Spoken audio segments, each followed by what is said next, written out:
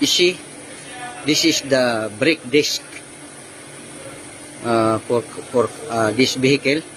Any vehicle, if this one is rough, this one, the face is rough, you need to bring to machine shop to reface it.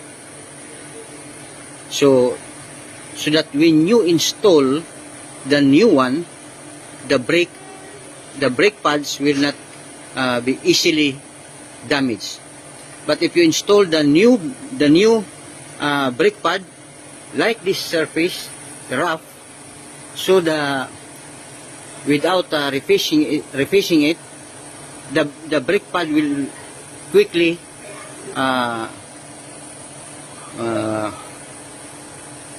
damage.